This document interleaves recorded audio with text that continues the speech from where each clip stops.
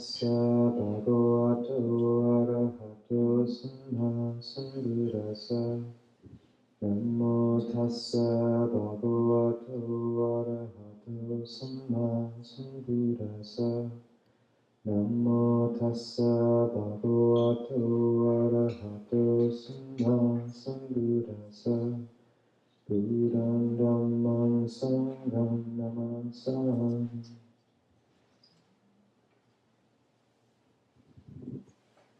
And so for a bit of context, that is the traditional invitation to a Dhamma talk, which Trenton just wonderfully did, and it's the Pali of the words which the canon describes the Brahma Sahampati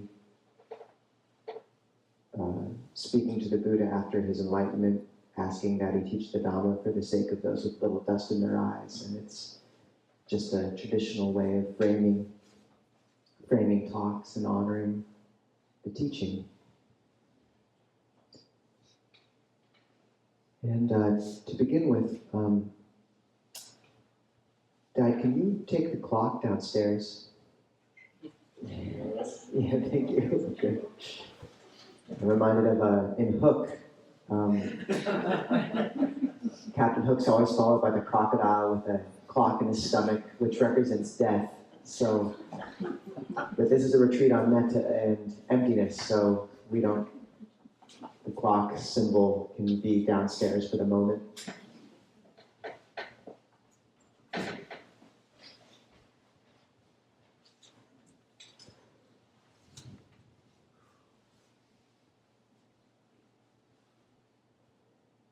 So for context, this retreat is titled Compassion and Emptiness, which is a book that Bhante Analayo, one of the foremost scholars and monastic teachers in the world right now, wrote.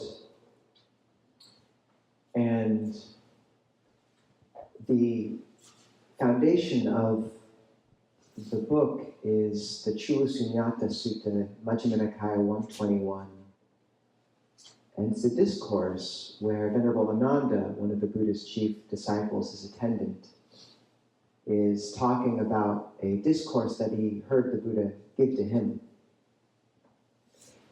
And in it, the Buddha comes to Venerable Ananda, and he's staying in a hall with other Sangha members, other monastics, and the Buddha says, I will teach you the gradual descent into emptiness, sunyata. And he says, one practitioner, I'm not going to get the language perfect, but notes the absence of activity and noise associated with the town and village and oxes and carts, and gives attention to the perception of unity of just a Sangha here, just monastics. Noting the absence of stress, of dukkha, the stress and dukkha of the village and people and ox carts. One notes this field of perception, this ayatana field of perception, is empty of that stress. There is only this, the unity of perception of Sangha. This is the gradual descent into emptiness. And then he says,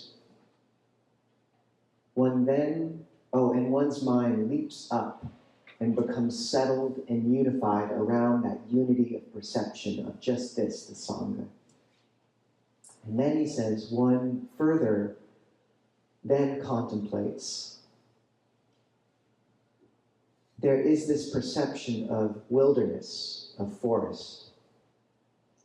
And this perception, this ayatana, this field of perception of forest, putting aside the perception of Sangha, of people completely, one notes this field of perception of forest and wilderness is empty of that dukkha, that stress of the perception of people, of Sangha, completely. There is only this, the unity of perception of wilderness and forest. And the mind, leaping up, becomes settled and unified around that unity of perception of wilderness, having become empty of the perception of people and Sangha. Further, one notes there is only this stress and dukkha of the perception of wilderness, and one then brings attention to the unity of perception of earth, just as a cow's hide, wrinkled, might be spread out using 4 pegs. The Buddha, this can be vegan leather for those who are inclined, would spread out and smooth the wrinkles from that cow's hide. Even so, one gives attention and cultivates the perception just of earth, having spread out and smoothed down all the perceptions and variables of valleys and hills. One gives perception just to the unity of perception of earth. And notes this perception of earth is free of the dukkha and stress of the perception of wilderness, and empty of that stress. And the mind leaps up and becomes unified around that perception of earth. Further, one cultivates the perception, putting aside the perception of earth, one cultivates just the perception of space, thinking this field of perception of space is free of the dukkha, the stress of that perception of earth, empty of it. There is only this unity of perception of space. And the mind leaps up and becomes unified and settled in that perception of space. Further, one cultivates the perception of consciousness, thinking this perception of consciousness is empty or free of that stress of the perception of space. There's only this unity and unity of perception of consciousness. And the mind leaps up and becomes settled in that perception of consciousness. And further, we move from consciousness to the base, the expanse, the perception of nothingness, no-thingness. And from there to neither perception nor non-perception. And from there to the signless, and then to emptiness of all defilement, so complete enlightenment. And this is the agenda for these 2 days of retreat. So that's a profound sutta, profound discourse, and also somewhat esoteric on first listen and intimidating. I suspect most here may not achieve full enlightenment after these 2 days, though obviously it would be wonderful if the asavas, the defilements, were able to be attenuated even a little bit. And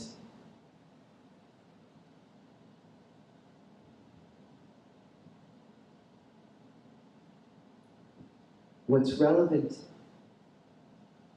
and powerful in the sutta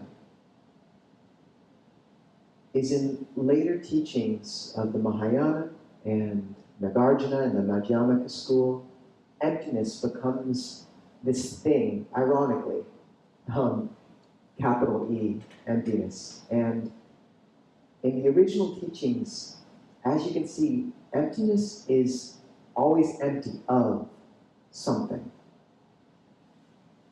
It's a gradual refinement of perception where one basically is applying the Four Noble Truths. One perceives a perception or a way of thinking as tied with impermanence. You'll notice each of those increasing levels of refinement of perception is unifying around increasing levels of continuity. There's a whole bunch of motion in the village, and diversity and stress, dukkha. Another word associated with dukkha is palpitation, perturbation, a knot, a focus, a nucleus, and a core of perception. And one lets go of that into a unity, increasing unity and refinement and peace of the perception just of Sangha, of monastics. And from there to the unity of perception of the forest. And from there, all the valleys and mountains and rivers and trees just become earth. Just a flat unity of perception there. And then that solidity being let go of into just space. And then space being let go of into that which knows space, the consciousness. And then from that into no-thingness, which we begin to get into a very esoteric realm, which is hard to, and maybe not terribly useful to delve into too much at the moment. But what you notice there is each moment is noting the stress associated with a perception. And as you note that, that's the first noble truth, comprehending dukkha. And when you let go of that, as the mind notices that, you also give attention to the third noble truth, the cessation of dukkha, peace, at increasing levels of refinement. So you note a perception of more refined, continuous, spacious nature. And instead of jumping straight from the village to signless, you just move slowly.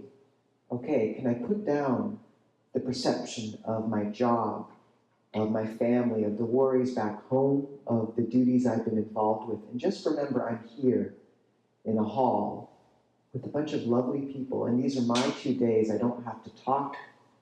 I have a name tag, which is actually kind of useless since none of you are allowed to talk to each other. But I don't have to worry about any of that. I don't have to worry about my personality, of making myself likable.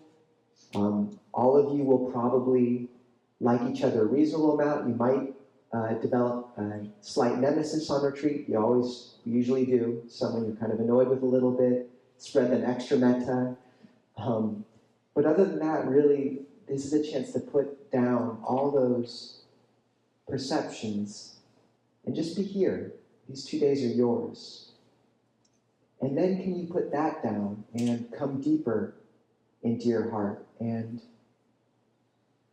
either you can cultivate this perception just of wilderness and then space and of mind.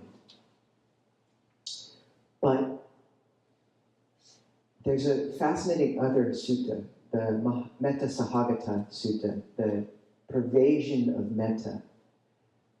And this is what Bhante Analayo really references, where he says, it's the Buddha saying, the apex of the heart's release through loving kindness, metta, is the beautiful. The apex of the heart's release through metta is the beautiful. The apex, the culmination of the heart's release through compassion is space. The apex, the culmination of the heart's release through mudita, sympathetic joy, rejoicing, is the expanse of infinite consciousness. And the apex, the culmination of the heart's release through equanimity, is the base of nothingness.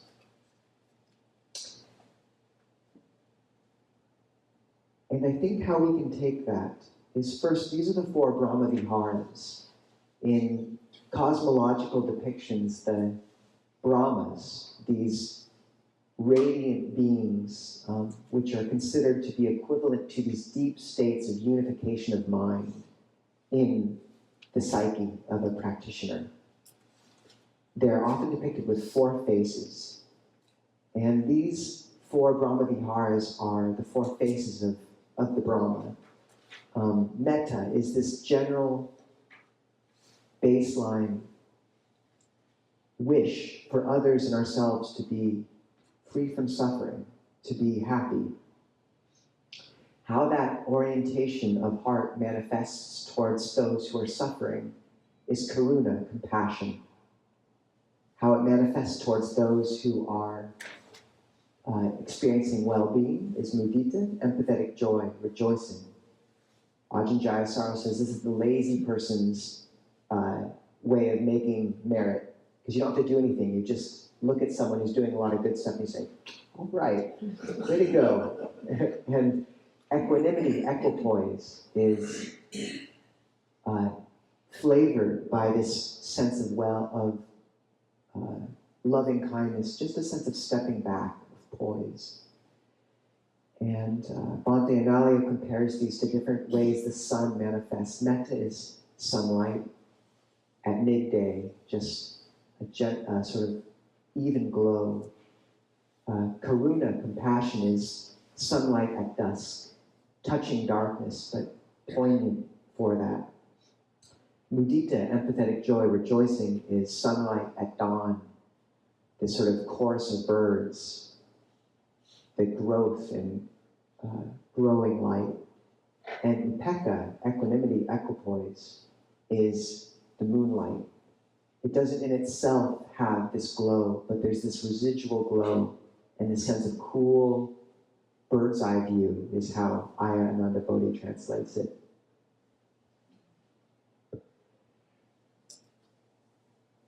And the Buddha drawing this equivalency. First, that sign of the beautiful, the apex of the heart's release through metta is the beautiful. This is a signpost in practice, is when you start to notice the sense of beauty in the heart and mind. Ajahn Brahm often says, look, first you have the breath, then you have the beautiful breath, and then you just have the beautiful. And that's a really good sign. If you start to feel the sense of beauty, then you know you're practicing correctly. Compassion is this sense of the drawing of the equivalency of that with space. There is this sense, we don't realize it, but the sense when we're in a physical realm of almost this like claustrophobia of jostling each other for space. And what you find is when there's this sense of compassion or spaciousness, when you're able to let go of that perception of other and me and our body and mind, all the sharp edges of the material world fall away. And there's just the natural response is kind of a sense of release of the heart, of just compassion. The sense that you can afford to feel this compassion because there's not that sense of jostling. And so much of the suffering in the world is based on jostling for food and space and everything. So when that falls away, compassion's there. When we become acquainted with the basic consciousness of the mind, the natural wish is for others to experience the radiance of the mind. And equanimity leads to the stepping back from all perception. And this is the base of nothingness, or of some perceptions, the more coarse ones. So this is the shortcut through those increasing levels of perception in the Chula Sunyata Sutta, which for many of us don't really resonate. Maybe bringing to mind kind of the perception of wilderness and space and earth just don't quite hit the spot.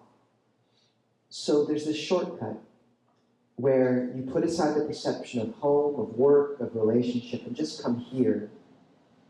And then can you just put aside that sense of sitting here with others and just come to a sense of love and cultivate that flame in the heart, that gentle glow. And can you notice that within that realm of metta, all those sharp boundaries, all those changing perceptions, all those coarse perceptions fall away, and often what can be left with is just the sense of metta, of warmth, or maybe you're maybe a sense of compassion or rejoicing dependent. And to really allow that perception to grow. It's okay not to jump straight to emptiness, but just if what this retreat ended up being was just resting in a sense of warmth and listening to your own heart and that sense of metta, that's a good use of a retreat and of a sit. But then it can very much lend itself to transitioning to a spaciousness. So this is that sense of drawing back the curtains on that warmth of the heart and radiating out to all beings. And then kind of just releasing that perception and releasing into space. Breathing in metta and out space.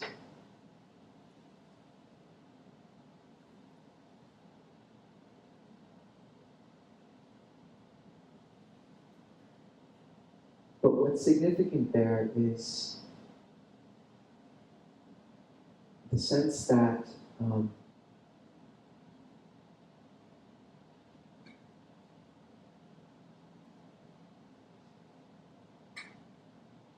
there can be,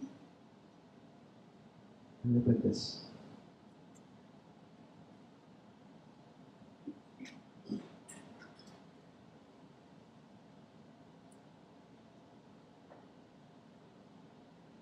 For all the complexity of that sutta, what it's coming down to is just the motion of letting go. That is emptiness, is seeing the suffering in something, and as the mind rises, it'll begin to sense a perception as too coarse, and you won't want to continue it, and you can let go of that, and just paying attention to that transition, noting the dukkha of a perception, letting it go, and cultivating the perception that's empty of that dukkha, and of refining, of consolidating, of letting go. And that motion is just the simplest motion. And often it can manifest in relation to anything. So maybe it's just a narrative or a disagreement or a worry you're having in the heart right now. And can you just notice the burning feel of that argument? And really ask if it's worth continuing feeding that perception, feeding that dukkha, because that's how we create karma. The residual echo of a perception or an argument or of old karma, it's just what it is. But the issue is when we buy into it and feed it and keep the movie going. And you can really ask, like, would I pay $5 to watch this movie again? The argument I've replayed 20 times, or the, fantasy of what I'll have for lunch, or whatever it is. And as you ask yourself that question, is this really worthy of feeding on and of feeding? Can you just let it go? And that's a release into emptiness. It's empty of that perception. Empty of. And that can be what this retreat and of this descent into emptiness, or ascent into emptiness is just noting where your dukkha is right now. Where's that core that you're consolidating around? And can you let it go?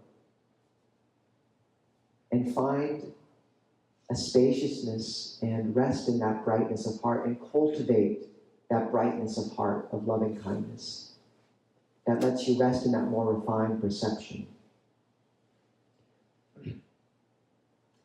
And I think a really good analogy is fusion, where the First Noble Truth, this dukkha, it's like a core of the center of gravity of a star. And that gravity, that gravity draws all this weight to it, and fusion occurs, and then that fusion radiates out as light. And often that's what it is you can let your mind acknowledge a point, a palpitation, a perturbation of dukkha, and then release into light. And often I'll say a good framework for meditation for people is, so often people approach or are instructed in meditation, it's just give awareness to a point on the breath and follow it there the whole time and just stick with it. And often for us moderns who are so acclimatized to thinking and conditioned to constantly thinking, that's just a tall order. So a very good paradigm is to have two meditation objects. And one usually will be I'll call it usually I'll frame it as the rice of a meditation, is your breath. At one point where you feel it the most, say the tip of the nose, or the chest, or the diaphragm, the belly, and just allowing that to kind of be this background. And then to have a secondary, which is sort of like your curry, and that's a sort of more active or spacious perception, such as loving kindness, a perception of light, a perception of space, or the sound of silence, the sort of subtle ringing below the auditory landscape that some people can have access to in the quieter moments of meditation. And metta is probably the most reliable of those.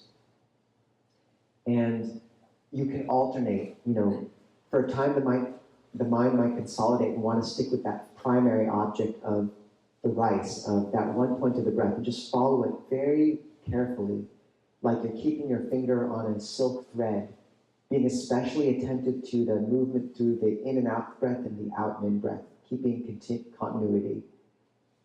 And then the mind often will become kind of tired of that and expand out again into the secondary object, say of space or of loving kindness. And then you can foreground that.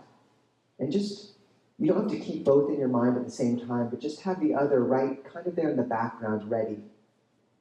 And what I find is people oscillate between these two until they kind of merge after a time. And you just find you're tracking the breath, but there's a sense of this wider field of perception of space or brightness or loving kindness. A bit like you're a spider at the center of the web, but aware of the whole web. And that's your home base. But what that can be also looked at is a bit like this fusion reaction, where you have the core of the sun, the core of the star, which is that point of the breath. And then the fusion reaction occurs and the mind expands out. And it can sound intimidating, like is that outward expansion, is it space? Or is it loving kindness? Or is it light? Or the nada sound? But to note that consciousness has all these flavors of it. It's luminous, it's spacious, it's infused with loving kindness to some extent. It's resonant with that note of the heart. So all you're doing is seeing which of those notes kind of resonates the most and just allowing the mind to expand into that sense of the wider field of awareness. And maybe the note you're picking up most there is loving kindness, maybe it's a sense of light, maybe it's just a sense of spaciousness.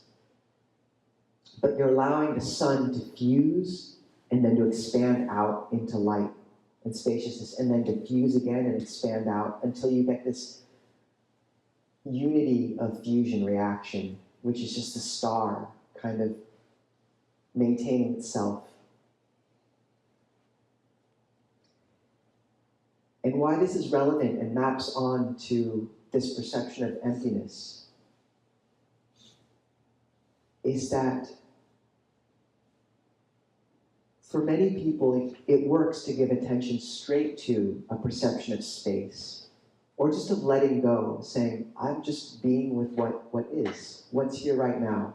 Just that question that just allows the mind to let go into a spaciousness. And for some people, really just the perception of space is enough, just letting the mind expand out and just feeling space, or perceiving the fact that there's kind of no boundary between the skin and the space outside of the skin. But for many people,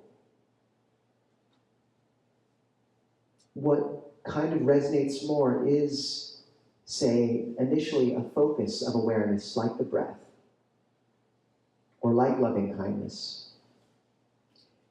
And to note that that's okay, to let the mind go where it's interested. The Buddha says you should interact with wholesome mind states like a cowherd would with his cows during the season before planting. So that's when there was all these the seeds for the rice are in the field, and after the harvest, where the cowherd just sits under a tree and says, "There are those cows." That's the actual quote from the sutta. There are those cows. One should interact with unwholesome mind states like a cowherd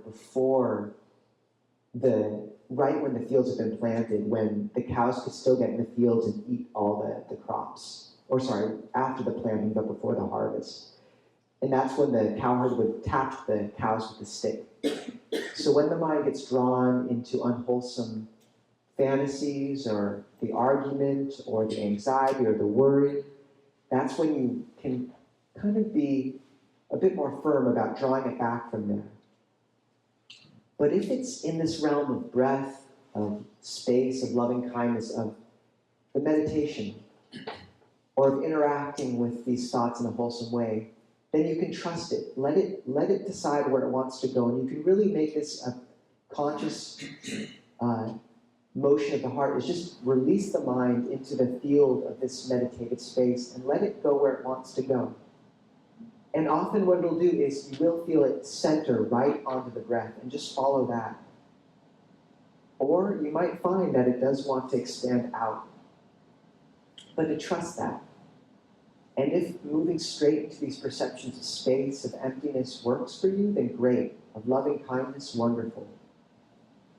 But to know that there's this fusion reaction that can occur as well, where if those perceptions of space aren't immediately available or of interest, let the mind come to the breath, or let it go to kind of the bruising of the heart you're working with, or the pain, or of, a perception of someone you love that you're bringing to mind to cultivate that metta, kind of a focused meditation.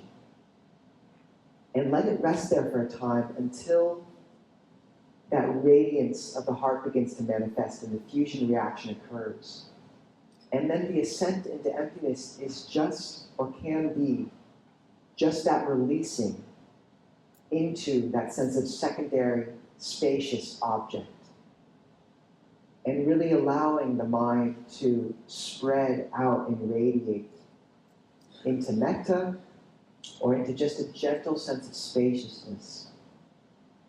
And that's the ascent into emptiness, is this kind of fusion reaction. And there's a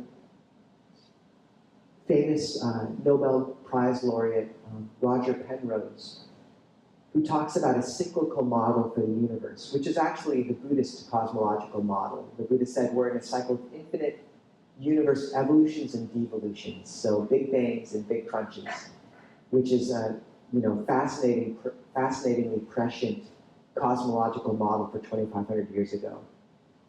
But Roger Penrose's model for how this happens is the universe expands, and more until all matter is condensed into black holes.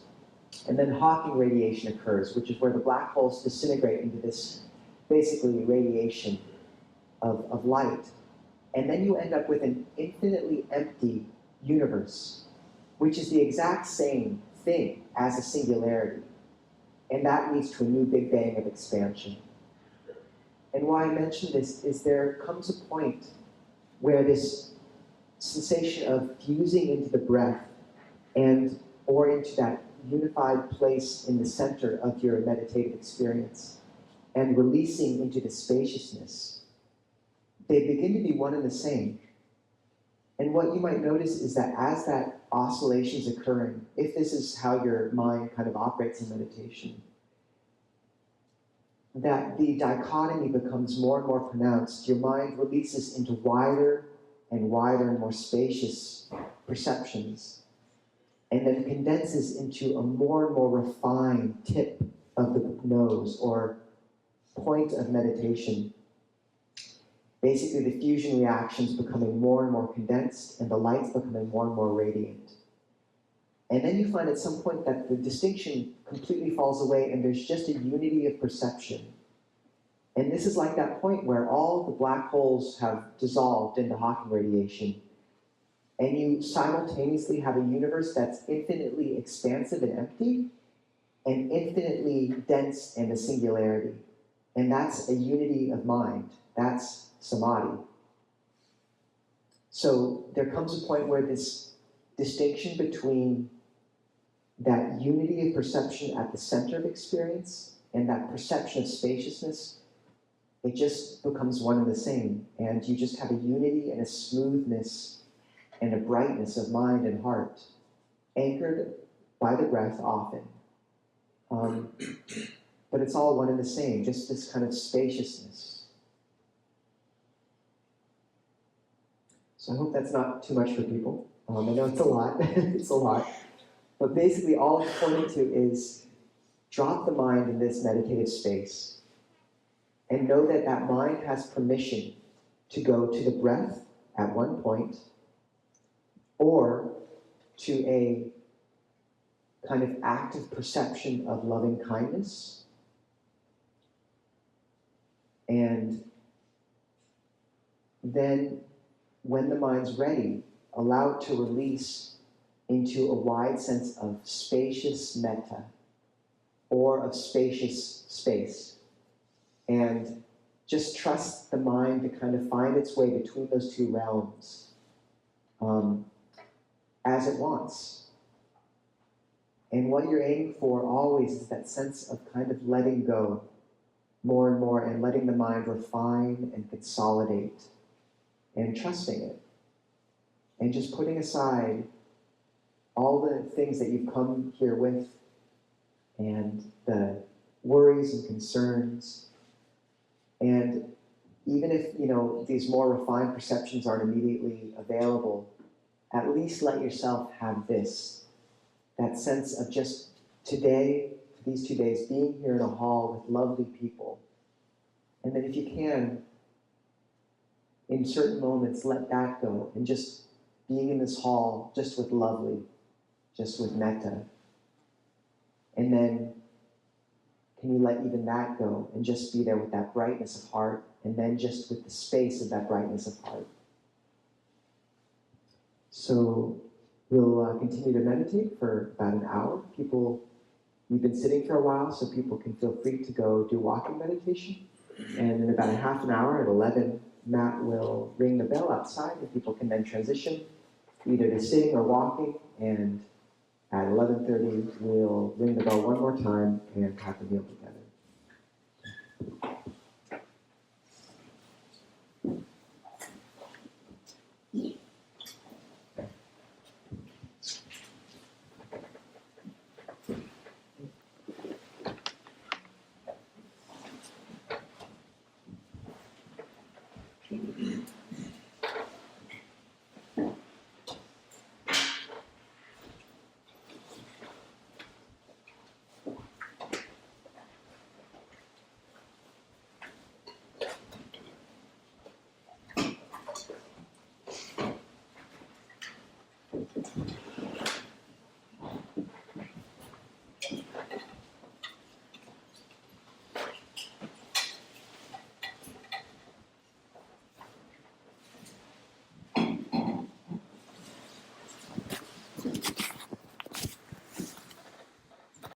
Bhagavato Arahato Samma Sambuddhassa Namo Tassa Bhagavato Arahato Samma Sambuddhassa Buddhang Dhammang Sanghang Namasami.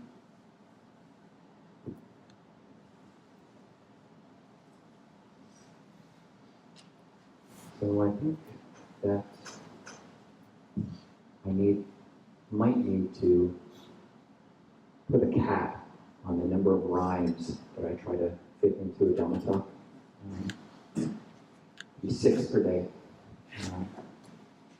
But I think this is a useful perspective in these different ways of being with the mind, this adaptability of mindfulness, being able to shift the lenses of the mind, especially some of these more expansive ones, each of them, the slowing, knowing, growing, glowing. If you can tap into a mind which is, feels like empty space, or feels like,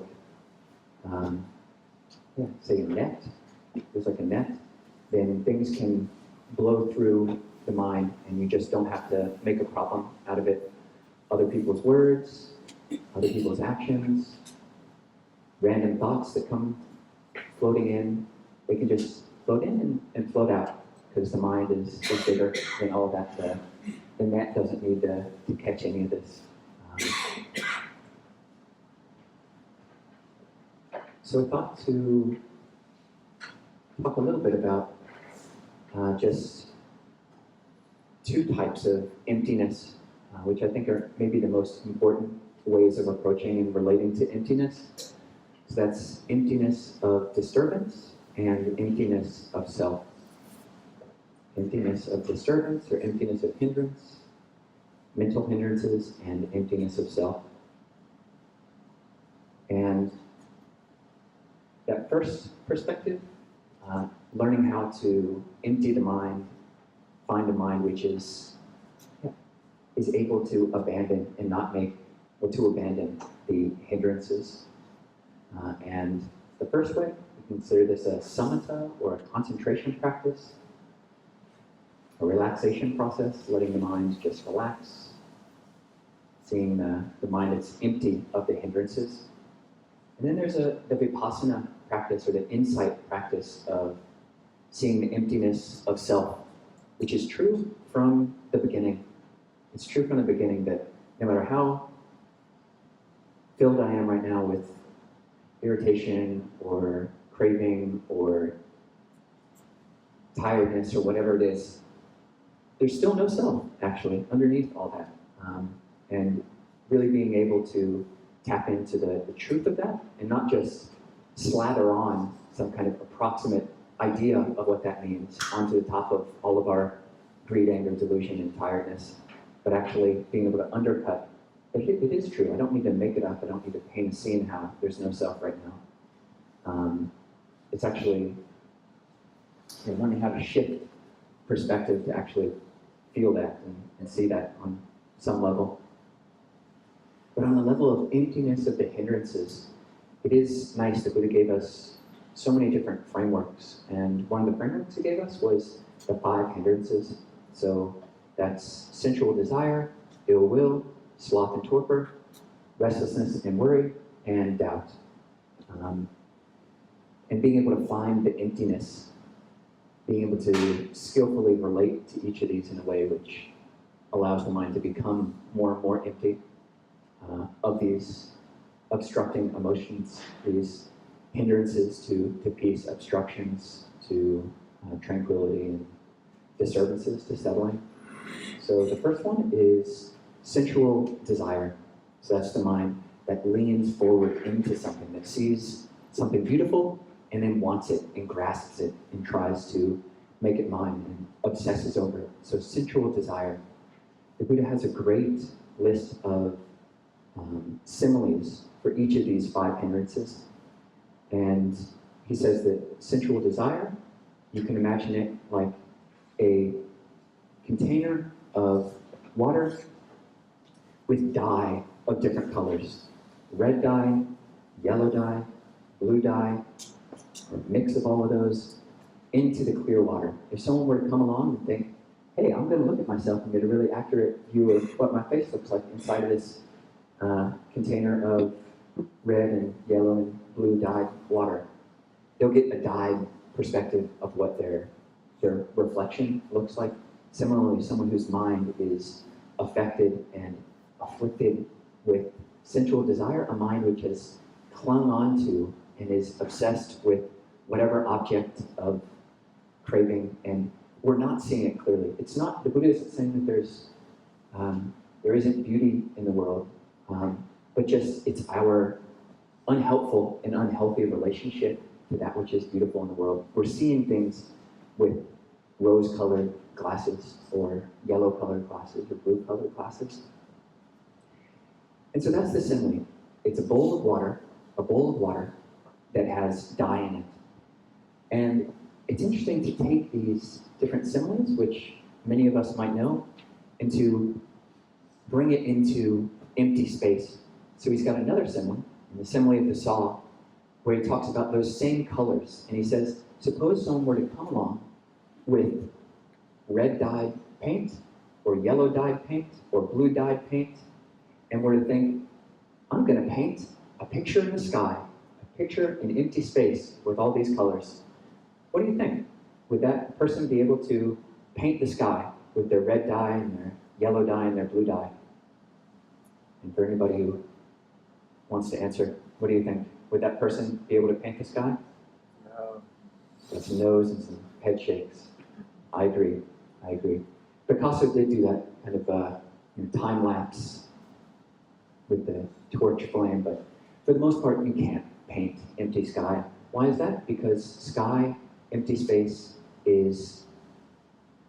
there's no place for things to rest in empty space.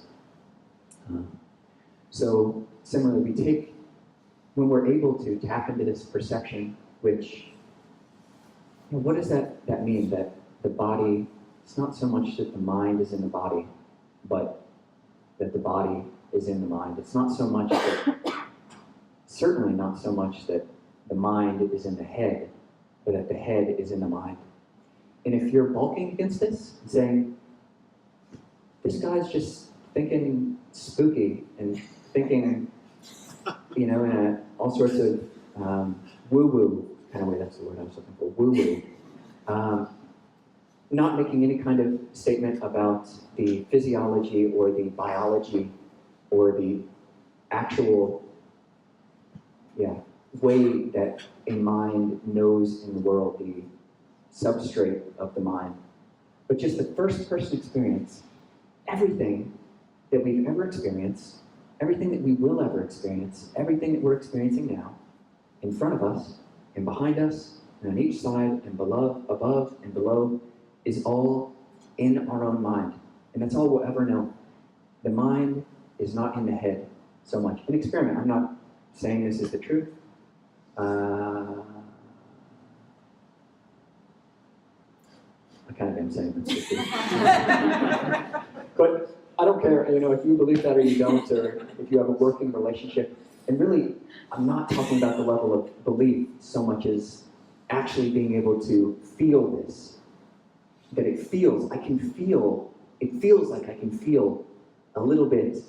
I can't feel where I stop. I can look where I stop. I'm looking beneath my pinky, there's not me, and here I am, and there's some skin, and there's not me again, and here I am again, and there's not me, and I can see it, but when I feel into my pinkies and whatever, the boundaries are much less solid and opaque and linear. So bringing these similes of the hindrances, we usually experience sensual desire or ill will or sloth and torpor or agitation and worry or doubt in the body. It feels very fluid. It feels very slushy. We feel all these things. It's my own tiny greed slushing around in my own tiny brain. And it becomes my whole world. The whole world becomes slushy and squishy and muddled. But it doesn't, when you're able to tap into this bigger perception, big mind, as Suzuki Roshi would call it, when you're actually able to feel that, it's small. What are all these colors in empty space? It's just so small. It's just so small, and you can tap into that from a felt sense and just the truth of it on a narrative level as well. My own problems are so small. My own greed is just such a tiny thing in comparison to all of the world's problems and all the universe's problems, all of our individual greeds and cravings and whatnot just shrink in comparison to the truth of a larger universe outside of my own skull. So the simile that the Buddha gave for ill will is like water that is boiling. It's like water in a vessel, in a small vessel, that's boiling. And you look into it, someone thinking, I'm going to get an accurate view of my face when I look inside of this boiling vessel of water. And you don't, you get like, there's some on my face there on the side of that bubble, and I'm not seeing myself clearly. I'm not knowing what's my own benefit, what's the benefit of others, or for the benefit of both. Really have to be careful when the problem with an ill will mind is that it is very critical. It's a very good critical thinker. You can, in a way, see things. There's this ill will or aversive realism that, in a sense, I can see like all the problems.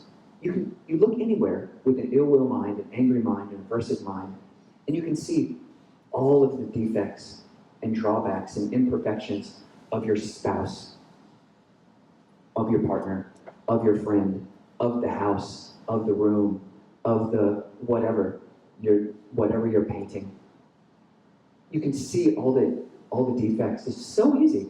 It's so easy. I loved when my teacher Ajahn Pasana said this. Came into so many of us come into the monastery, and we become great at finding fault. We become like expert fault finders. We found all the faults with the world, and that's why we come to the monastery, because all of us are so flawed, and we see all the flaws in ourselves and in other people in the world, and the way that most people are living, and upper middle class existence is all flawed in this kind of way, and we see it all, and we see clearly, and come, and our faces have become a bit contorted because we've browbeaten ourselves, and the mind is just fixed into this narrow, constricted, only able to latch on to the troubles of the world, and our perspective, the aperture has become so tiny.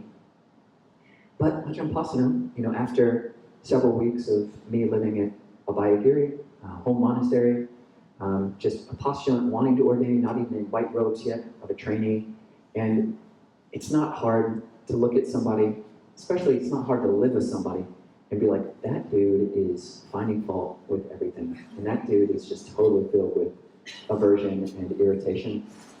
And he says, it's not difficult. It doesn't take that much intelligence to find fault in things. It doesn't take that, you don't have to be that smart to be able to find the fault in different things. But what takes some intelligence is to be able to see around that, to acknowledge, oh yeah, the painting I'm doing, it could be better here. My spouse, they could do that thing that, they could get better at whatever it is. My friends could be a bit more friendly, etc. That's what the real intelligence is to be able to have some more spaciousness to our perspective of our friends and ourselves and the world. So taking the heat out of the little vessel, the slushy vessel, the boiling vessel of our mind, the body, the liquids in the body-mind, and then just go a little bit bigger. And what happens when you just splash a bunch of hot water in empty space? Does it settle? No, it just falls to the ground. You can take a flamethrower, get rid of the water, and just a little bit of flamethrower. Can I set the sky, can I set space on fire? All of space. No, you can't. It's just a tiny little fire. There's no way you can do it. It's just, and when the mind is big like that, then the fires that we imagine and that are even real are less problematic, and we can respond to them. We can put the fires out much better if we're able to have some coolness and some spaciousness of heart, rather than just trying to force the universe and all the people around us, the people we love the most. Those are the people who we're constantly trying to throw blankets on and extinguish in our different ways. So bringing the hot water out of the pot and into empty space, and it's just less of a problem. The simile for sloth and torpor that the Buddha gave, it's like you got a vessel of water with like pond scum on it. And that's how it feels when you're all like, after the meal, especially if you've gone on a meditation retreat after the meal mind, it's gross. You got some algae growing up on the mind. It's all over the face. And yeah, you just can't really see, and you're slogging through all perceptions, and there's a thought, okay, mindfulness of the breath, and then slime, and then you come back 2 minutes later, okay, breathing, breath, slime, and take that same slushiness and just throw the slime up in the air, empty space, and does all the pond scum just stick in empty space? No, it doesn't. This is hard. This one, I have to admit, is hard. Sloth and torpor can be difficult because it seems there's no space around it. It seems like it's not empty space. It's infinite slime. It's like infinite sludge in every direction. Abundant, exalted, immeasurable sludge. So it can be hard to find a little bit of space, but it can really help to actually get out someplace, to actually go outside. The Buddha gave, you can pay attention to the perception of light. Open your eyes. Open your eyes when you're sleepy and feeling sludgy. Go outside. Feel the wind on your skin. And that can really help. That can go a long way to see that the mind is bigger than this pot of sludge inside the head. The fourth hindrance is restlessness and worry. So that's like water in a vessel which is stirred up by wind. You've got waves. It's just constant waves in this little pot, in this little vessel. And you look and you try to see yourself clearly, and you don't see yourself clearly. You don't see other people clearly. You don't see the world clearly. You don't know what's beneficial for yourself. You don't know what's beneficial for others. You don't know what's beneficial for both, because the water is all stirred up. We've got all these great ideas or bad ideas and just can't control it. The water's stirred up. Being able to take that restlessness, this worry and flurry is another translation. Just take the vessel, throw it up in empty space, and find spaciousness around us. Or just even honestly, every climate is a microclimate if you zoom out enough.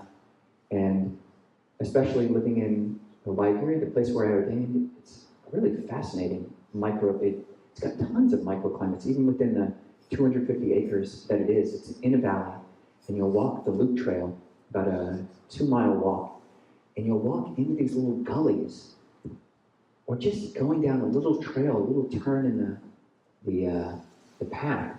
And I forget the name for this, but there's a little stream of air where just for like 3 feet, you're in this suddenly totally different microclimate.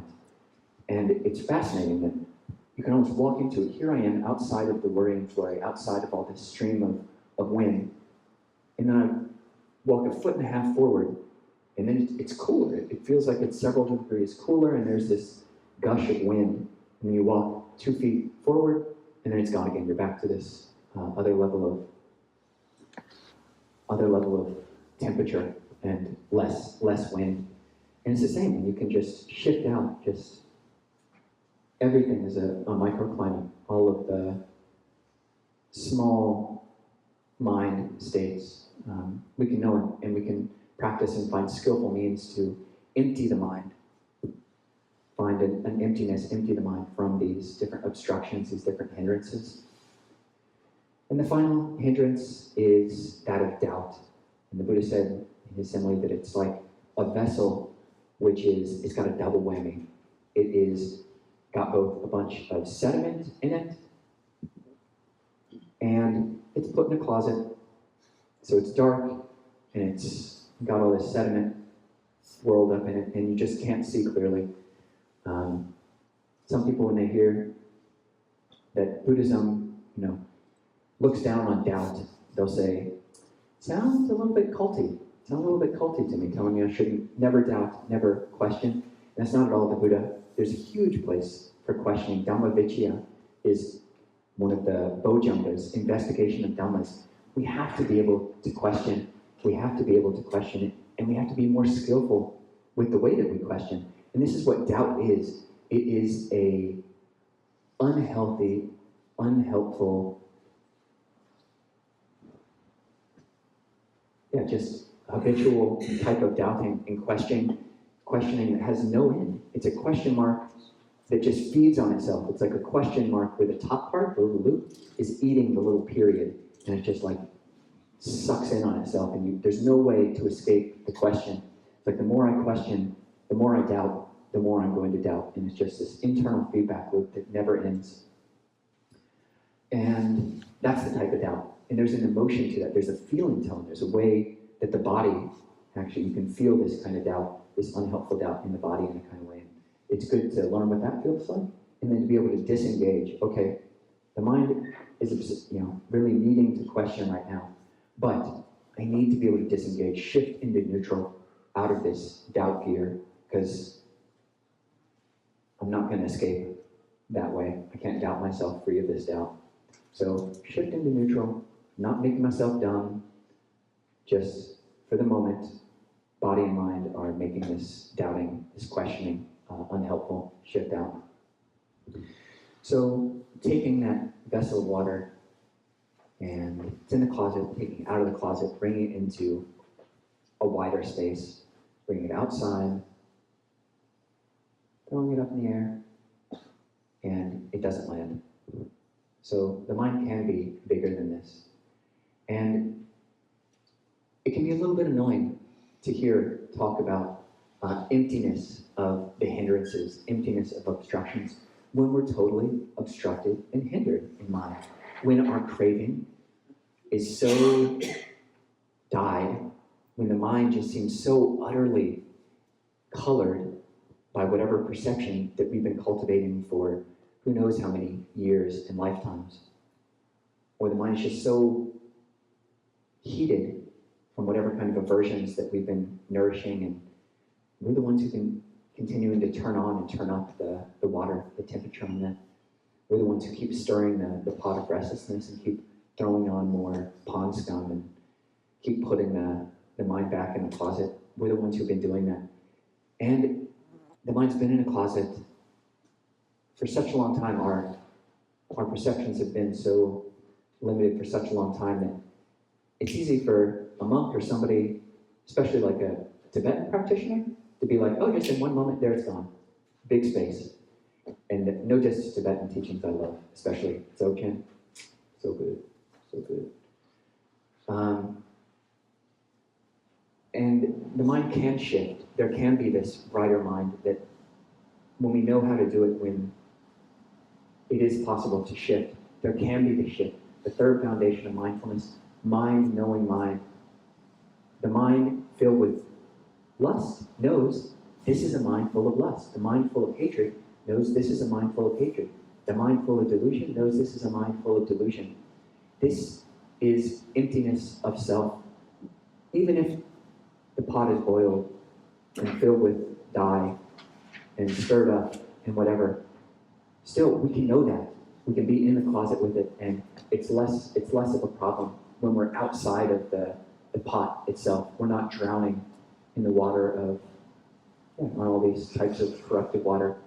We're outside of it to some degree. We can see, oh, that's a pot full of water that's stirred up in different ways. So emptiness, learning how to own the tricks which work for ourselves to empty the mind from these different hindrances, and being able to undercut this, seeing this emptiness of self, getting this meta perspective, a degree of remove that isn't just whiling around and just drowning in its own waters. So we'll end what I was saying there, and just we can all keep practicing this, meditating for the rest of the day, working with these different hindrances, finding emptiness on a felt level, broadening the mind, going big, and feeling out where is the limit. And if you don't feel it, then staying there and exploring around that, seeing if you can dig around the edges of where it seems like here's a limit to awareness. Just see if we can dig around that and get a bit bigger. Angamayam Dhammakaya Sadhu Parangaramase Sadhu Sadhu Sadhu Anumodami.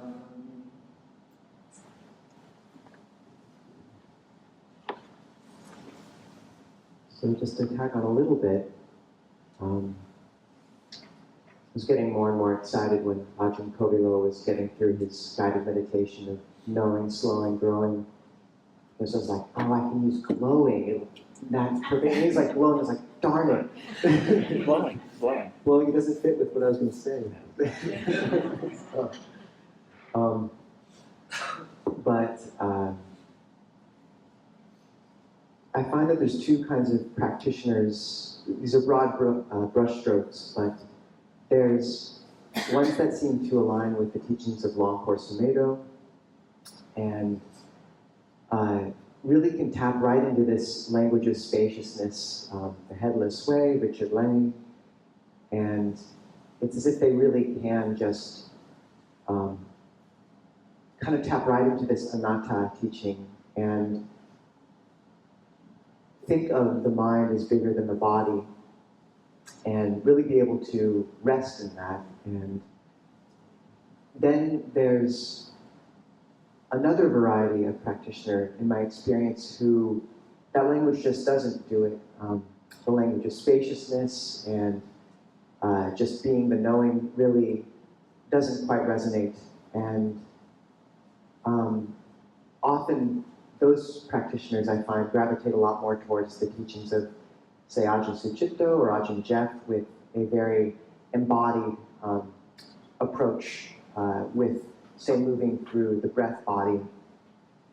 And so many of the teachings on emptiness really align naturally with that first category of the language Ajahn Kovilo was using of kind of growing awareness outside of the boundaries of the body.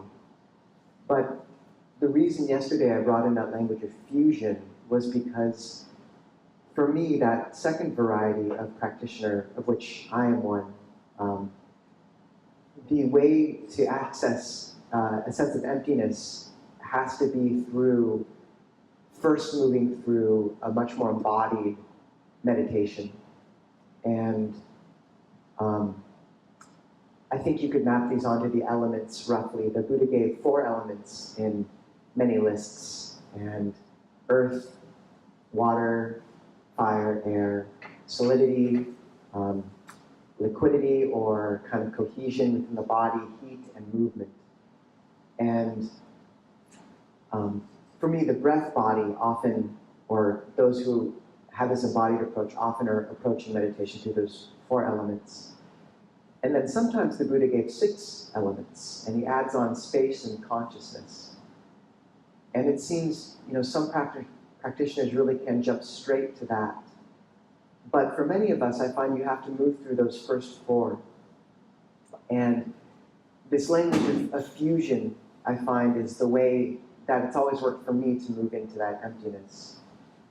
So, or spaciousness.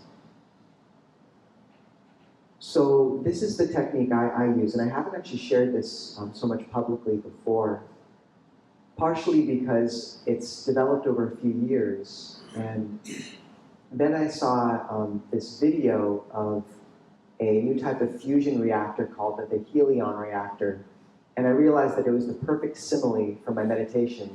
And I was like, oh, really? Like, it's not some kind of, archaic or down-to-earth metaphor. It's this startup in Silicon Valley or Seattle, but it works for me. So just to share this meditation technique for those who kind of align with this second kind of practitioner,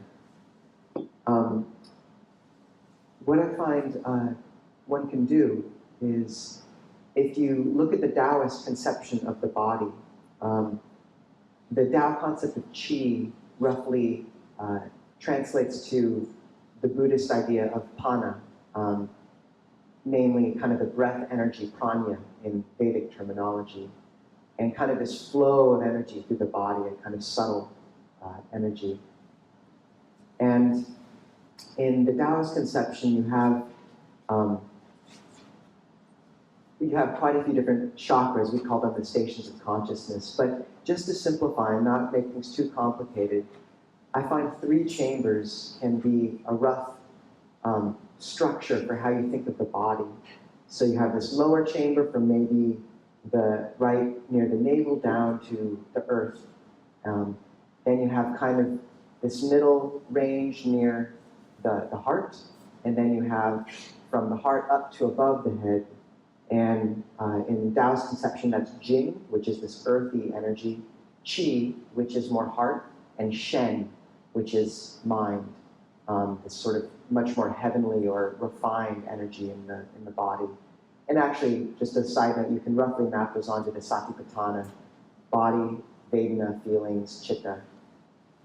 But what I find is what I'll do is I'll release my awareness into that lower chamber and let it circulate just around and around, roughly for the count of 10, and about 10 breaths. And you don't have to keep that counting in mind because it's a bit too much to do that. But just try to, in the back of your head, say, okay, I'm going to be here for about 10 breaths. And that way you don't get too lost. You don't let things kind of spiral out and get lost in fantasy, because after 10 breaths, you'll reestablish direction. So what I find you can do is really let awareness go there and just circulate. And what you might find is there's a sense of earthy energy kind of drawing up from the ground, a really nourishing feel. And this is piti, the Buddhist word for rapture or refreshment, kind of the sense of water welling up. And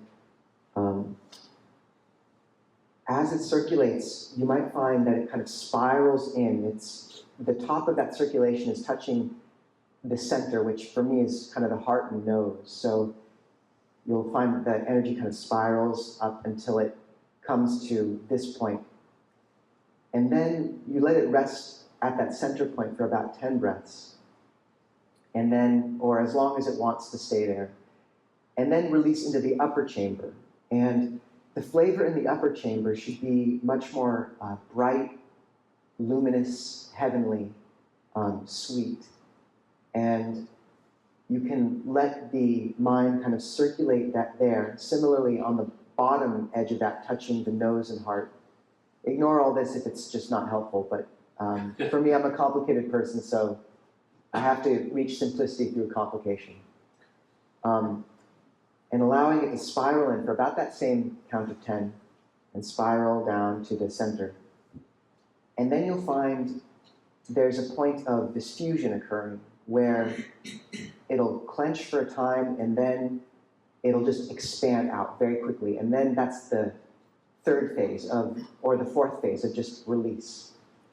And just let the mind completely relinquish control and just let it, trust it to go where it wants. And usually what will happen is it'll expand out and up. And often just be in this radiant, still energy of emptiness. And that's the fusion reaction. Is helion, they create one plasma loop and then another plasma loop, and then they collide them, and the fusion occurs. And then there's this clean, still, magnetic field that forms and feeds into these coils that creates electricity.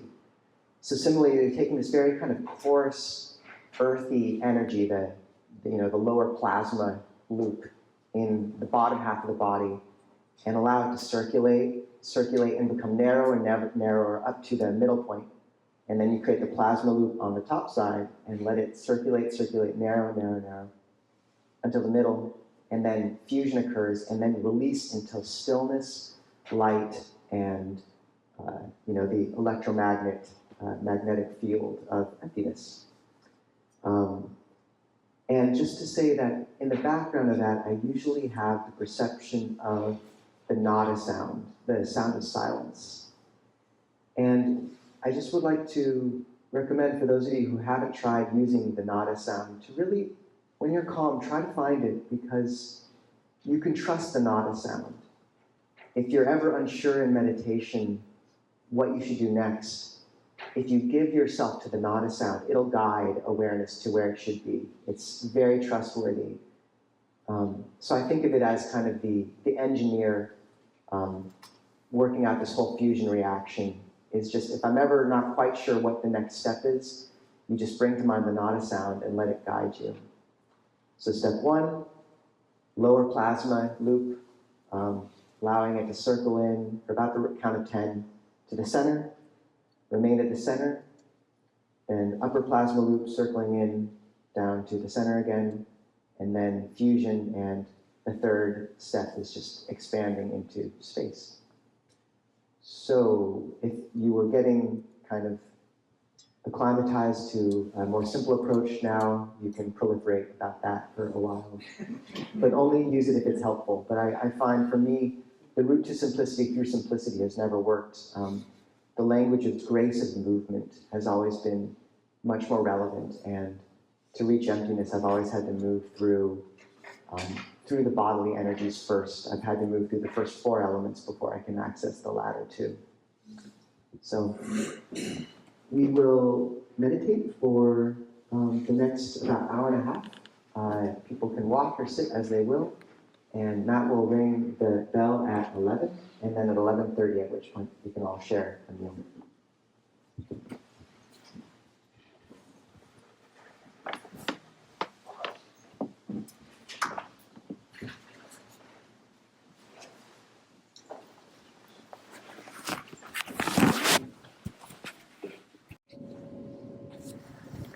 Namo tassa bhagavato arahato samma sambuddhassa. Namo tassa bhagavato arahato samma sambuddhassa. Namo tassa bhagavato arahato samma sambuddhassa. Buddhang dhammang sanghang namasami.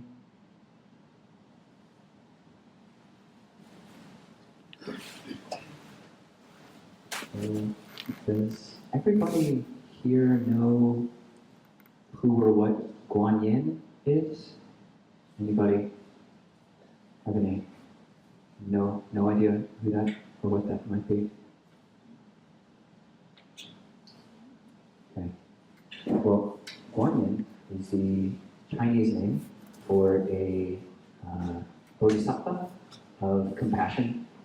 So in Northern Buddhism, China and Tibet, there's this whole Buddhism in Northern Buddhism in China, Japan, Korea, Tibet. Their ideal of spiritual perfection, in a way, or the second closest step to perfection, is this idea of the bodhisattva, someone who gives up their own awakening to help all beings. So this bodhisattva, originally named Avalokiteshvara, the one who looks down and hears the cries of the world, was a bodhisattva, and there were sutras, discourses that were composed, and this bodhisattva is highly revered in all of these northern Buddhist countries, and honestly in southern Buddhist countries as well. And you can just think of, it is she, it's both a she and a he. Guan Yin in China is female, and Avalokiteshvara originally in northern India was a male bodhisattva. So it's basically a highly evolved being who's able to shapeshift and be whatever would be most helpful for any given person. If the most helpful advice that you could get would be from a man, then it would be in the form of a man, form of a woman, or all sorts of other things. I think there's like a list of these, like it could be a sailor, or a carpenter, or whatever would be best for us. And the Southern School of Buddhism, Theravada, which we ordained in, doesn't talk about Avalokiteshvara, but I find this idea of an essence, a anthropomorphic, humanized version, the essence, the human version, the epitome of compassion and emptiness. Avalokiteshvara, Guan Yin, is talked about in both contexts. She's framed as being the goddess of compassion. So utter compassion would never judge you in a way which is unhelpful, be utterly supportive, and has the wisdom to know what exactly would be most helpful for your spiritual growth in different ways at different times. And Avalokiteshvara is also an embodiment and personification of emptiness. The Heart Sutra, probably one of the best known sutras, Buddhist discourses in the world, very short, but it starts off with when Bodhisattva Avalokiteshvara was practicing the profound Prajnaparamita, or heart of wisdom. She looked at the 5 aggregates, this body and mind, and saw that they were all empty.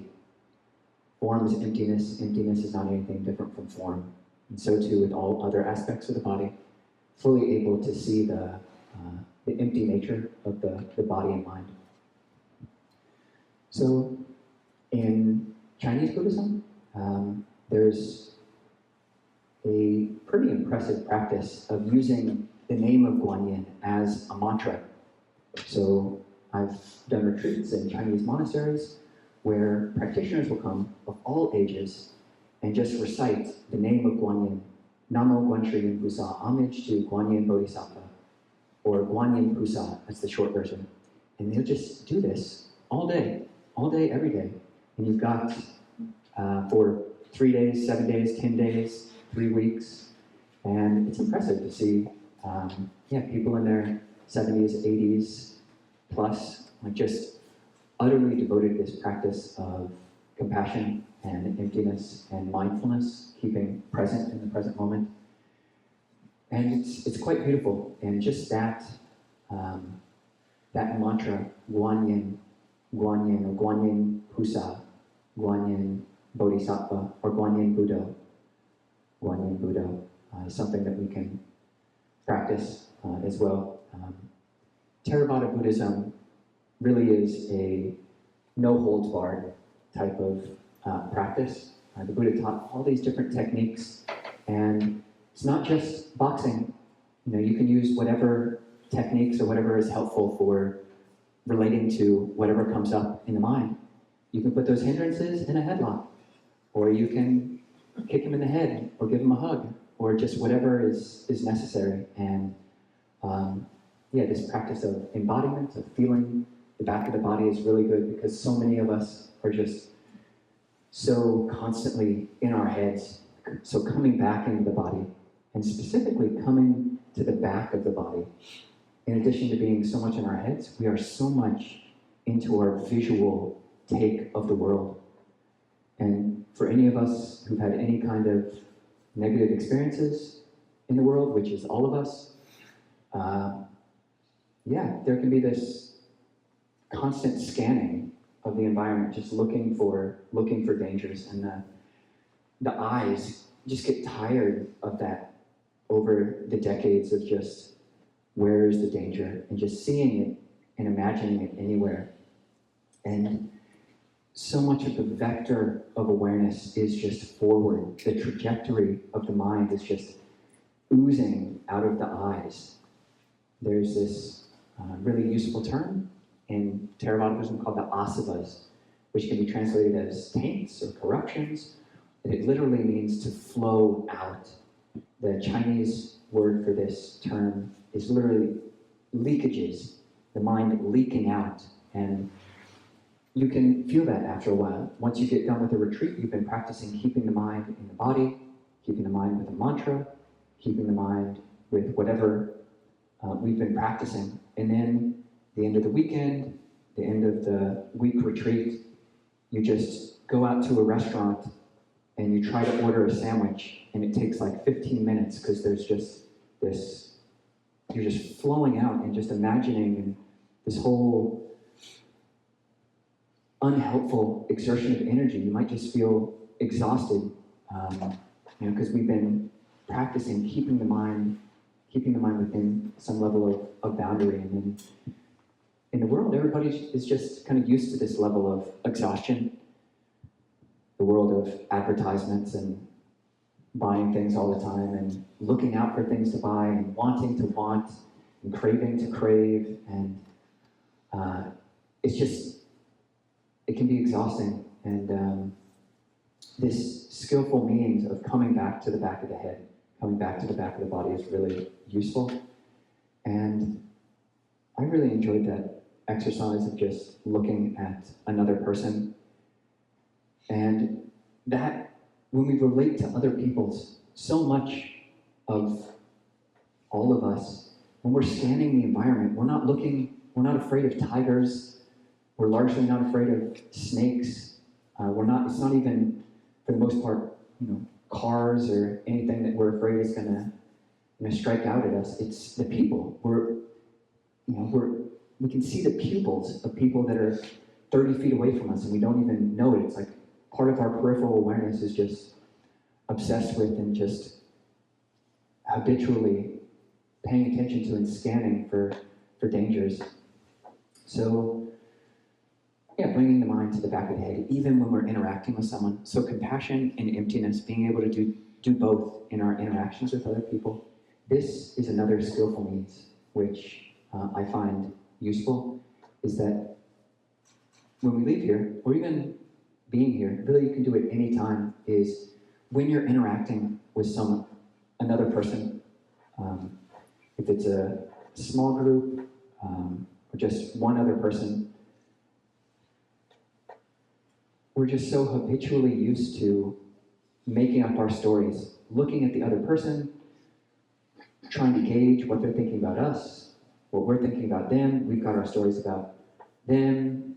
We're imputing them. We're creating them just through our own eye contact. And there, we fear, they are reifying and creating us. They are selfing us. They're making this self out of us. And it's this like mutual feedback loop of, oftentimes just complete make-believe. And being able to just not do that. Come to the back of the head. I can feel I'm in interaction with someone. They're just 2 feet away from me, just 2 feet in front of me. And rather than trying to stare at anyone here in particular, so it doesn't get weird, just use this bell. So leave the retreat and having a conversation with Bell. And rather than telling all the stories, and we can't totally stop it, it's just a normal thing that, we tell stories about other people, but then when we notice it, oh, actually, I'm not really feeling so embodied right now, we can come back to the back of the head, still interacting with them, not disassociating, not disintegrating, not doing anything unwholesome, but coming back, remembering that what I see of them, what I see of Bell, is actually just the light bouncing off of them, following that light back, coming back through the eye, through the pupil, back through the retina, and coming back and feeling the back of the head. So here I am with the back of the head, embodied, still with the other person, not at all trying to pretend that the other person isn't there. And just staying with that level of presence can be good. You can take it another step. That can be just rather neutral if you're embodying yourself while interacting with this other person, but it's almost like it might even feel dishonest, like I'm not actually engaging with the other person, I'm engaging with the back of my head, and this other person just doing their thing and I'm doing my thing. But this is especially helpful, I think, for people who have any level of social anxiety, which is, I think, all too many of us, is we're so triggered by the tiniest micro-facial expression of other people that when we can, it's not true. Whatever way, this is a quote from the Buddha, whatever way we conceive it, the truth is ever other than that. Whatever way we conceive the other person, the truth is ever other than that. Whatever way I conceive Bell, Bell is ever other than that. The story of Bell, of the universe, of the world, of my relationship with Bell, my relationship to myself, it's the world experience is much bigger than that. So coming back to the back of the head, and this is a nice word used by Rob Burbea, is imaginal practice. So while we have some possible potential story for what I see in this other person, we can imagine different futures, different stories, different selves. The Buddha said that when anger arises towards a particular person, you can do 5 different practices, and it also works with anxiety. If anxiety or anger arises towards a particular person, you can do 5 things. You can practice metta, or loving kindness. You can practice compassion, or karuna. You can practice equanimity. You can practice just ignoring the other person, or you can practice just remembering that they're the owner of their karma, remembering the teachings. They're the owner of their actions, heir to their actions, born of their actions. 5 things. Loving kindness, I'm feeling anxious based on my visual perception of this person, or angry. Practice loving kindness, compassion, equanimity, just ignoring them, or remembering the teachings that all beings are the owners of their karma.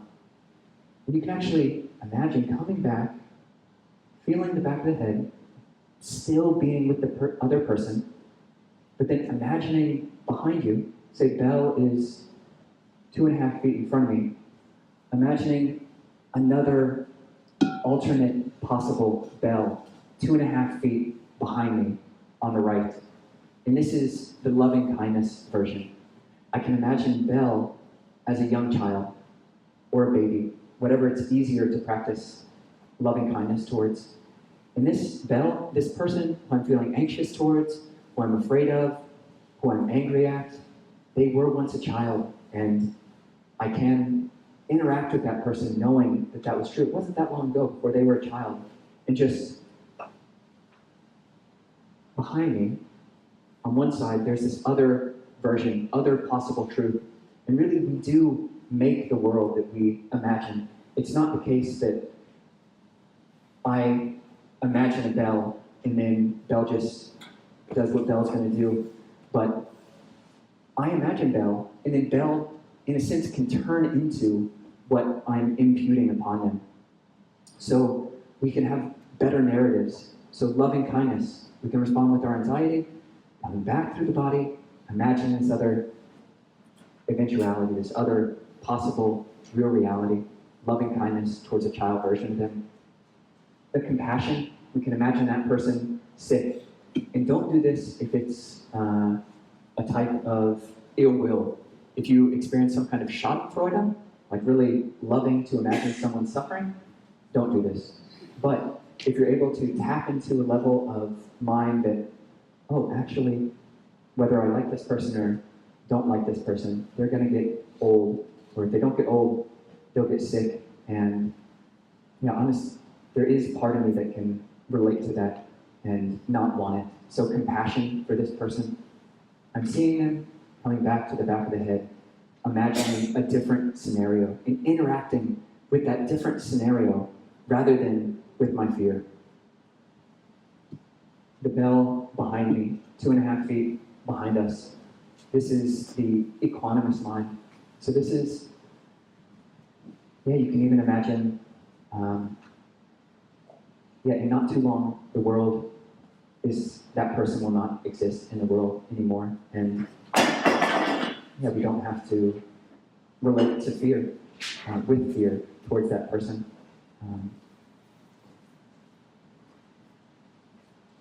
Coming back through the body and relating in that way. And we can just ignore the other person. We can just ignore the other person. The Buddha was so kind. The Buddha was so kind in giving this out that we don't always have to pay attention to everybody all the time. You can just ignore somebody. And even if you're interacting with someone, I don't think that I'm doing this on you guys. If I'm talking to you, and it seems like I'm spacing out and whatever. But there is another future relating to the world and this other person in a different way, which is more helpful. And just the teachings.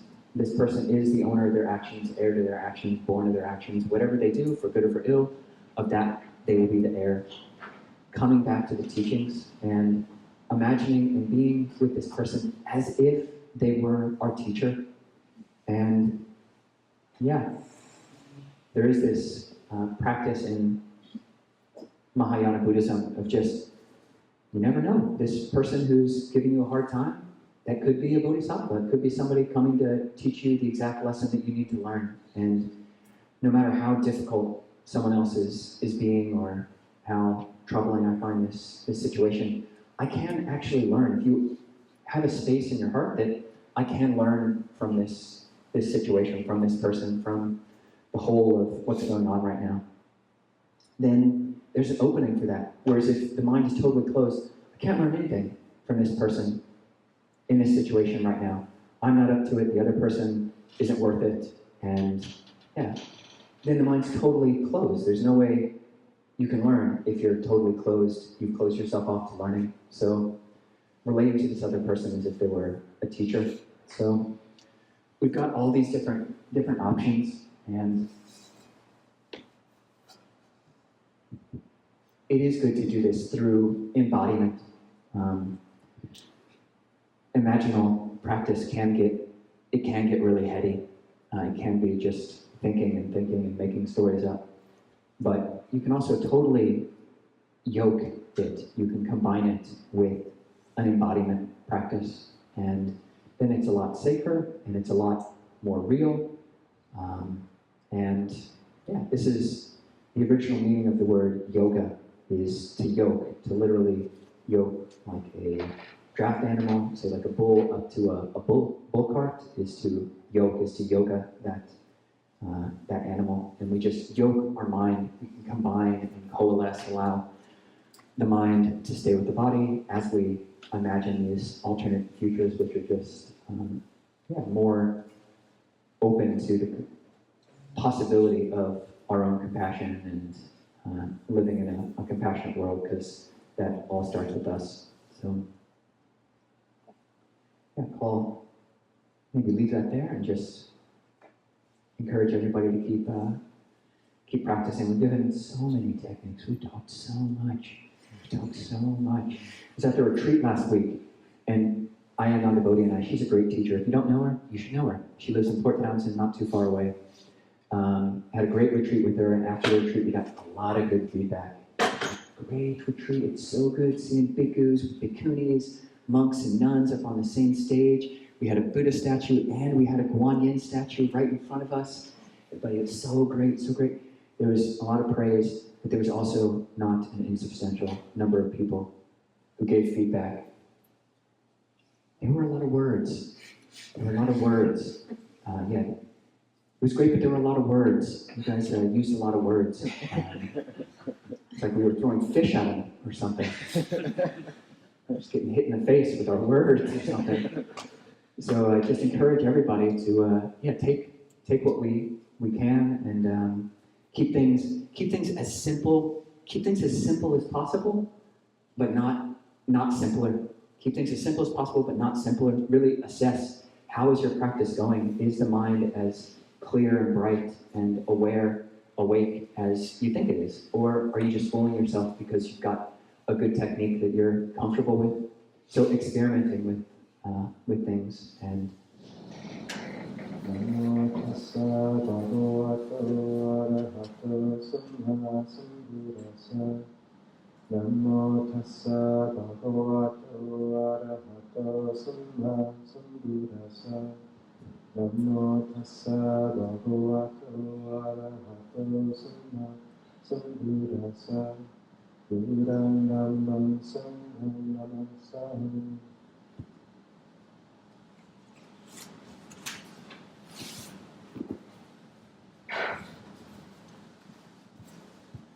So what came to mind actually when Valerie asked about my personal experience of emptiness was my experience of what it feels like to feel like you're aligned with Dhamma in your life. And this sense of not kind of having to crystallize a path constantly and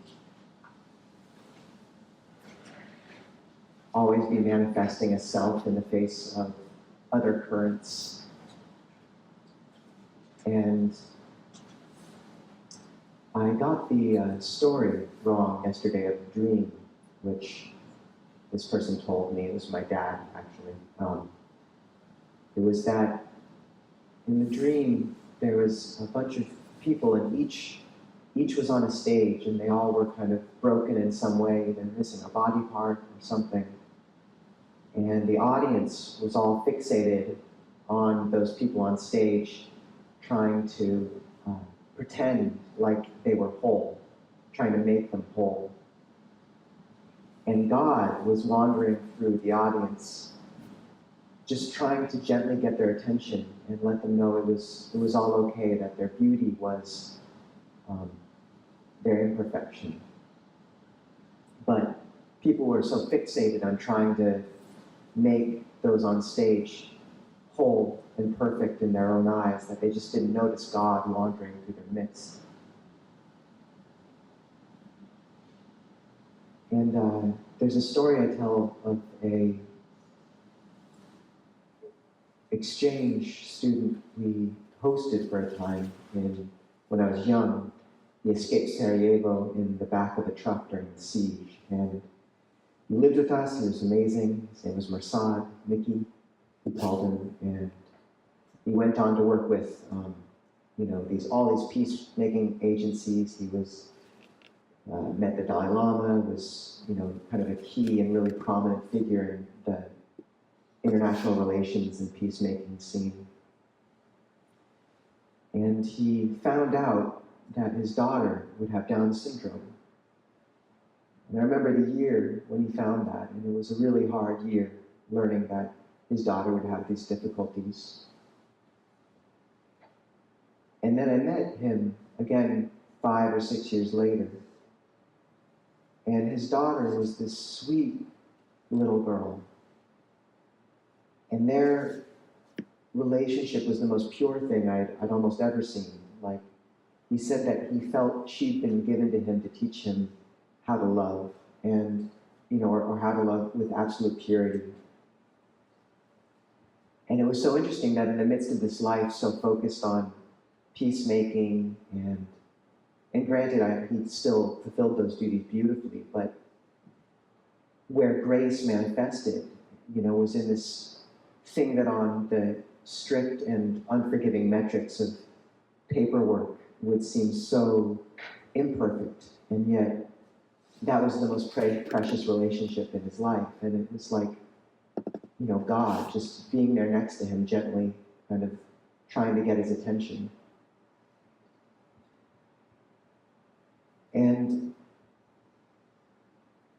why I bring this up is so often I think the Dhamma is that quiet voice in our ear when we're so fixated on the stage and on the trajectory we want for our life, whether it's career or relationship or even meditation, how calm we're getting. And yet, someone came out of the retreat yesterday and was just reflecting on how, I think he said, the retreat was vaguely exciting and infinitely distressing. And this sense of, he said, yeah, I just noticed that in every action is this little voice saying, me, even in the good things, me, and that in his relationship too, with one of the people he loves the most, how he sensed this tendency to snap back into the old patterns and to snap out at them. And what I've seen manifest is, and I've talked about this a few times recently, that so often we're so fixated on measuring our life by these X-Y axes, and we forget that as we enter practice, this Z-axis opens up, this whole new strata of movement of the heart, where everything on the X-Y axis can look the same. It's still, you have the child, the marriage, the relationship. You're still in the play, watching the stage, but something profound is happening in the heart. And that's just so often where I've seen practice manifest. It's learning to not snap at the spouse. Just restraining that again and again.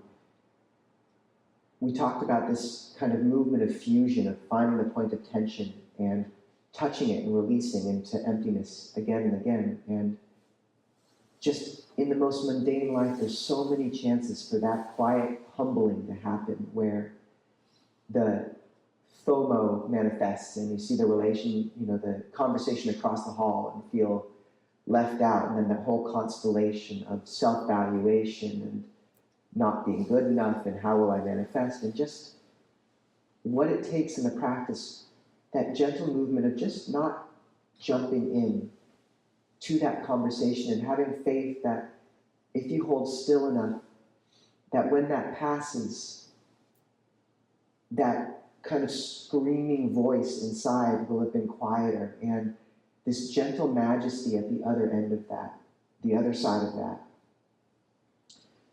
There's a story, Ajahn Amaro had this dream where Master Hua, this famous teacher in California who gifted Abhayagiri its land, actually came to him, and he said, bright, loud, and mobile is the false. Subtle and indistinct is the true. Bright, loud, and mobile is the false. Subtle and indistinct is the true. And it's so interesting because that quiet majesty on the other side of the dark valley of dukkha, the third noble truth that comes after the first, it's harder to see at first. It's hard to see the gentle person just in the corner who's not talking that much, but there's a quiet grace to them. There's a Christian saying that the less well-known you are, the bigger your angel. And I love that saying. I don't know how true it is, but there's something very true in it, where you have to acknowledge that when you stepped onto this path, there's a new storyline playing out, and it plays out on the other side of that dark valley. You know, you come through the North Cascade Pass, and it's these, you know, ripped rock from glacial break-off and the Diablo Lakes, and you come out, and you've been under cloud cover in Seattle, and suddenly the Metta Valley is open and spacious, and, you know, the stars are there. And I just remember seeing, we went to Vancouver a little bit ago, and there was a man there who, his Parkinson's has made it so he could barely talk. I think I only heard him say 3 sentences. But his luminosity, just something shone in him, and the quiet majesty of spirit you see on the other side of that.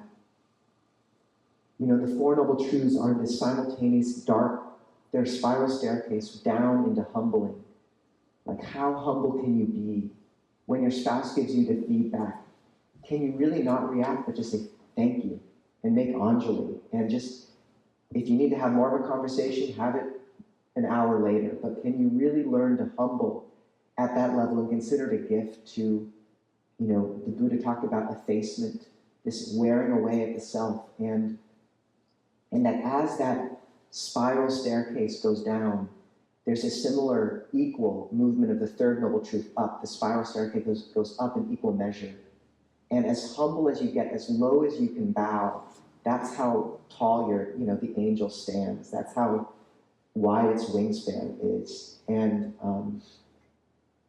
when you really see what that looks like in a being, you know, these quiet monastics who have been for ages, just, you know, you go to monasteries, and there was this one monk at Abhayagiri.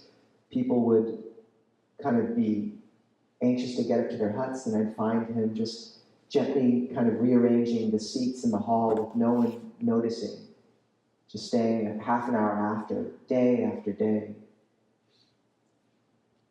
And so often, you know, and I was talking about another practitioner in our community who started a practice of closing every cabinet in his kitchen as quietly as he can. And what would it mean to not have to change your life radically right away, but just to close every cabinet as quietly as you can, to approach that same old relationship and realize that person is your God, just waiting for you. He's been nudging you this whole time, and you've been fixated on the stage. And that what it takes is just to make Anjali to that and bow deeply. And that if you do that, that your life can have this quiet, humming majesty where it's totally in alignment with Dhamma. And that's what retreat gives us, is the space of quiet where we can hear that note again, that quiet majesty, and see it in people around us.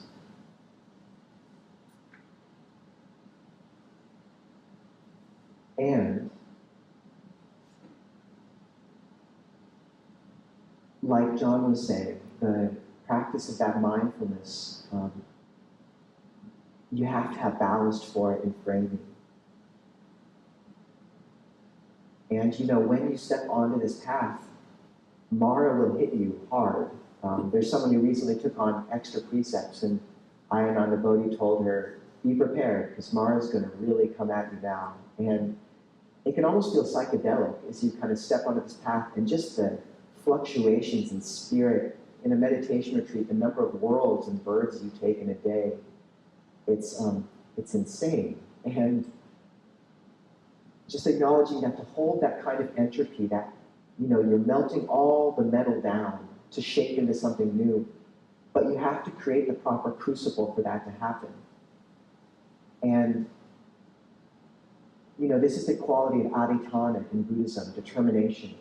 It's not talked about a lot, but it's like, I just remember a few years into my monastic life, realizing that there's some days where I'd really like to go have a pizza and in the evening and go see a movie, but I know in my deeper moments what my best life means. And if that question is ever unclear to you, instead of asking what would make me happiest, ask what's the best gift I can give the world. That's a much better question that gives you a much better answer.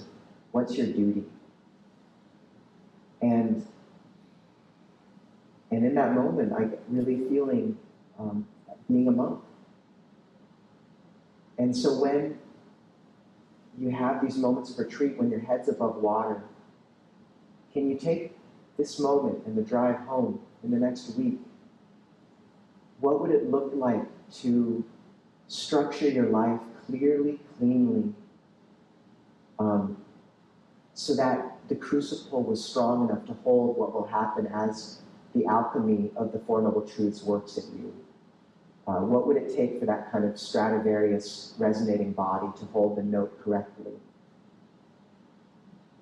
And the 5 precepts, Anuposita Day, a day of practice once a week. These are key. Community, getting to a monastery once every 3 months, 4 months, if you can. Sravasti Abbey's there. Birkin up in Vancouver, Abayagiri in California. Maybe someday Clear Mountain in Seattle. And just to make that determination now, and I remember in college hearing from a friend who told me about a friend of his who was meditating an hour and a half every day. And something in me at that moment just knew, like, I need to do that. I need to do that. And so what, if you bring to mind your death and the fragility of your life, what would it mean to shape a life worthy of your death? And can you really make that determination from here? Go back into the world when your head's above water and you can see the landscape clearly before you get dumped again, because you will get dumped. What changes should you make going back so that you don't lose that careful, gentle, precious note? And to acknowledge that, there's this fascinating line I see all the time between, I took a friend to see my teacher, Ajahn Anand, when I was about to ordain. And he sort of stood there and he's like, I bow to no man. And in a Western context, that's quite noble, right? Like, yeah, bow to no man. And but the difference between that and bowing, someone said, when bowing disappears from the world, Buddhism will have disappeared from the world. And when you realize that when the Buddha attained awakening, he said, who can I pay respects to? Who can I bow to now since I have attained, this ultimate goal? And he said, the Dhamma. And to know that the proper orientation in life is a bow. What's our duty? The language of our own happiness and well-being, it's in the mix, but it's a shallow language. Human life, we expect too much of it. It's really hard. It's not a great gig. And, relationships are okay. Politics are a mess. And yet, if we can acknowledge a human life for what it is, a chance to really use on service of the path as a gift to a much deeper narrative, which you begin to get a feel for. This teaching has been moving through millennia. And if you believe in rebirth, you've been held by it for lifetimes. And this is just one more. And can you hold it lightly like that? You The Buddha said, this life is like a drop of dew on a blade of grass. One should touch this truth like a sage and practice well. And it's such a relief to kind of put aside the metrics of my practice and my happiness and my, stream entry. I mean, may everyone here attain arahantship soon, but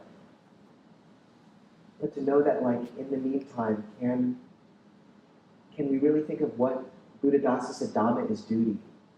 And what's your duty to the Dhamma now? And we all bow to something. And can we move back into the world after this? Really understanding, like, how deeply can we bow? And to everyone around us, to the old experiences, to the relationships, and what will it take to kind of clear off the floor of our life enough that we can do that cleanly and not come up with our hands like stuck with Cheetos, Like, what do we have to clean off in our life so that can be held correctly? And just to say that once that resonating body of the violin is empty, a huge part of the path is just one of the most beautiful ways I know to empty that body out so that it can hold that note is giving. And it's the great missing piece in Western Dharma circles, I think. Giving and community and hospitality. So are you once a week feeding people, either bringing them over or somehow feeding people? Are you opening your house to visitors? This hospitality aspect, which is so sacred in so many cultures. Are you managing to get into community, to step into that? If you don't have a Buddhist community right and ready and made, and you're waiting for that perfect Kali and Amitta who resonates at exactly the same level, and they love Thai forest and they just nailed it, like, just knowing that if you invite people over and feed them, the note and melody of giving is so potent. It overwhelms all those other lesser notes of the slightly different personality types and religions, and all you're left with is this overwhelming note of what it is to give. And if Clear Mountain has one special quality right now, it's this fact that I think people really there are giving to each other, and to lean into that at the same time. So I just think these are really precious opportunities. We're in a Grange together. And why it's so precious is it's this moment of reaffirming the shared note and trajectory and duty together. And faith. That there's elements of our lives we need to change, and we should change them. And there's elements of our lives which are going to seem exactly the same, but the difference in how we interact with those loved ones and those difficult experiences in the job is everything. So it's such a joy to see people come together, and it's been unbelievable to feel these deeper Dharma currents at work these past few years, and I hope everyone continues to kind of tap into that in their own life and in their own way, and we'll see you here in spring, hopefully. So.